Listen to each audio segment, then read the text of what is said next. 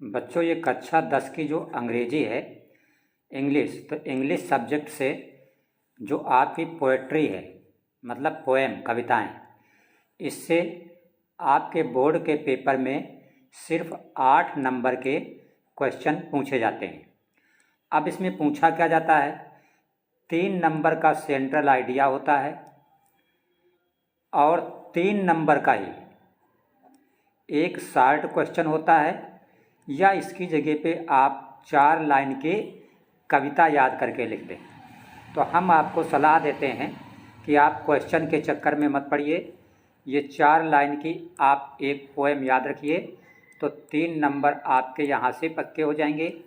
Central idea लिख दीजिए, 3 number यहाँ से पक्के हो जाएंगे, 3 3 6।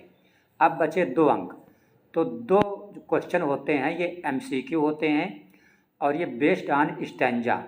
आपको किसी कविता का, किसी पोएम का 4 लाइन का एक स्टैंजा दिया होगा, उसके नीचे 2 क्वेश्चन होंगे।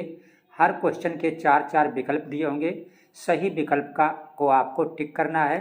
तो इस तरह ये पोएट्री के 8 में से 8 अंक लाना आपके लिए बहुत ही आसान है। आज हम आपको बताने जा रहे हैं पोएम नंबर 3, और जो तीसरी कविता आपकी है इसका नाम है a tiger in the zoo, और इसके जो लेखक हैं ये हैं लेस्ली नॉरिस। इसको याद रखिएगा क्योंकि कभी कभी पूछा जाता है who is the writer of the poem a tiger in the zoo. सबसे पहले हम सेंट्रल आइडिया आपको आसान शब्दों में लिख रहे हैं, आप उनको तैयार कर लीजिएगा। फिर ये 4 लाइन की पोएम लिखने की कोई ज़रूरत नहीं हमें, आप खुद तैयार कर लीजिएगा। उसके बाद हम 2 इम्पॉर्टेंट पैराग्राफ आपको करके दिखा रहे हैं इसी कविता के। आपका सेंट्रल आइडिया है the poet tries to explain poor condition of a caged tiger. Explain का मतलब होता है समझाना, केज का मतलब पिंजड़ा। तो कवि जो है पिंजड़े में बंद टाइगर की कंडीशन क्या है ये समझाने की कोशिश करता है। ही कंपेयर्स, कंपेयर का मतलब तुलना करना, the life of a cage tiger. वह पिंजड़े में बंद टाइगर की ज़िंदगी की तुलना करता है, किससे? विद अ टाइगर, उस टाइगर से, living in natural habitat that is a jungle. उस टाइगर से तुलना करता है जो जंगल में रहता है। Through the poem the poet tries to convey. कविता के जरिए कवि जो है ये बात समझाने की कोशिश करता है कि दैट वाइल्ड एनिमल, कि जो जंगली पशु हैं, शुड बी लिव फ्रीली, इन्हें भी आज़ाद रहना चाहिए, पिंजड़े में बंद नहीं करना चाहिए। क्यों? क्योंकि फ्रीडम, फ्रीडम का मतलब आज़ादी, स्वतंत्रता, is loved by all living beings. जितने भी लिविंग बीइंग्स हैं, मीन्स जिंदा चीज़ें हैं, सजीव हैं, चाहे वो इंसान हो चाहे जानवर, सबको जो है फ्रीडम मीन्स आज़ादी पसंद है। नॉट ओनली ह्यूमन बीइंग्स, सिर्फ इंसानों को ही आज़ादी पसंद नहीं है, हर किसी को, जानवरों को भी आज़ादी पसंद है। तो ये था आपका सेंट्रल आइडिया। इतना आप लिख देंगे, आपके 3 अंक कंप्लीट हो जाएंगे। और जैसा कि हमने बताया कि 4 लाइन की पोएम आप अपनी तरफ से याद कर लेंगे, उसके भी 3 अंक मिल जाएंगे, 3 3 6। अब 2 नंबर का जो आपका स्टैंजा बेस्ड MCQ आता है वो आपको हम इस चैप्टर का इम्पॉर्टेंट 2 पैराग्राफ हल करके दिखा रहे हैं यहाँ पे। इस कविता का जो पहला मोस्ट इम्पॉर्टेंट स्टैंजा हमने लिया है, लिखा है he stop in his vivid stripes. Vivid का मतलब क्लियर, स्पष्ट। स्ट्रिप, स्ट्रिप का मतलब होता है ये जो उसकी स्किन पर धारी बनी होती हैं, पत्तियाँ। The few steps of his cage on pads of velvet quiet. पंजे पर जो पत्ती धारियाँ होती हैं उसके, वो कैसी होती हैं? वेलवेट। वेलवेट का मतलब होता है सॉफ्ट, जिसको आप हिंदी में बोलेंगे मुलायम। In his quiet rage. तो ये आपका स्टैंजा है। इसी तरह स्टैंजा पेपर में आएगा और उस पर आधारित बिल्कुल इसी तरह 2 क्वेश्चन होंगे जिनके ये विकल्प दिए होंगे। सही विकल्प को आपको सेलेक्ट करना है। तो पहला क्वेश्चन है how are the pads of tiger. Tiger के जो पैड्स हैं वो कैसे होते हैं? पहला है हार्ड, ये गलत है। दूसरा वेलवेट, तो ये बी वाला ऑप्शन आपका सही है। टाइगर के जो पैड्स होते हैं वो कैसे होते हैं? वेलवेट होते हैं। वेलवेट का मतलब सॉफ्ट मीन्स मुलायम। सेकंड आपका क्वेश्चन है who is the poet of poem. इस पोएम का, कविता का पोएट कौन है? पोएट मीन्स कवि।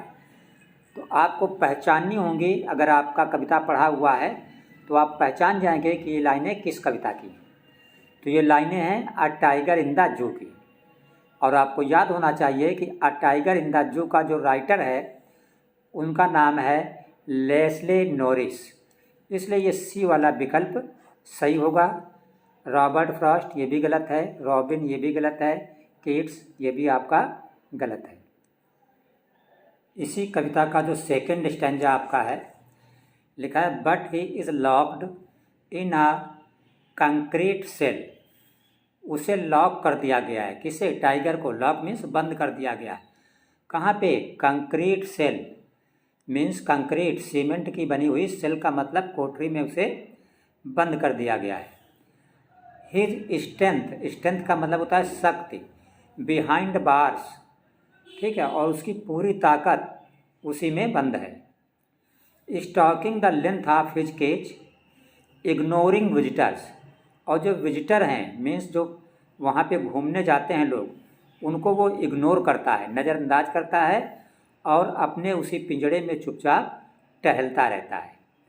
तो इस पर आधारित पहला क्वेश्चन आपका है कि where has the tiger been locked. Tiger को कहाँ पे लॉक किया गया है? ये तो लिखा है locked in a concrete cell. कहाँ पे लॉक किया गया है? कंक्रीट सेल में। तो जो आपका पहला ऑप्शन लिखा है इन ए कंक्रीट सेल, यही आपका करेक्ट ऑप्शन है। ये सफारी वाला गलत है, जू वाला गलत है, और ये भी आपका गलत ऑप्शन है। सेकंड आपका क्वेश्चन है is the tigers strength. Strength का मतलब होता है शक्ति मीन्स ताकत। यूजफुल, क्या टाइगर की जो स्ट्रेंथ है, शक्ति है, वो यूजफुल है? उसका कोई यूज है अगर वो पिंजड़े में बंद है? तो it is useful to show it in circus, ये गलत है। It is useful to attack on his prey, ना वो सर्कस में जा सकता है जब वो पिंजड़े में बंद है। प्रे, प्रे का मतलब शिकार, ना वो अपने शिकार पर अटैक कर सकता है क्योंकि वो पिंजड़े में बंद है। सी में लिखा है it is no use in the cage. Strength, शक्ति का पिंजड़े में कोई भी यूज नहीं है। तो ये सी वाला विकल्प आपका सही है। डी में लिखा है नन ऑफ दिस, मतलब इन तीनों में से कोई नहीं, तो ऐसी बात भी नहीं है। तो ये था आपका तीसरा पोएम जिसका कि नाम था a tiger in the zoo. Paper में इससे या तो सेंट्रल आइडिया आएगा या स्टैंजा आएगा और उस पर आधारित 2 MCQ पूछे जाएंगे, जिन्हें हमने अच्छी तरीके से आपको एक्सप्लेन कर दिया है। चैनल आप सब्सक्राइब अवश्य रखिए, क्योंकि प्रोज, पोएट्री, सप्लीमेंट्री के सभी लेसन हम इसी तरह हल करेंगे और लास्ट में फिर आपको हम जनवरी में इसका मॉडल पेपर भी जारी करेंगे।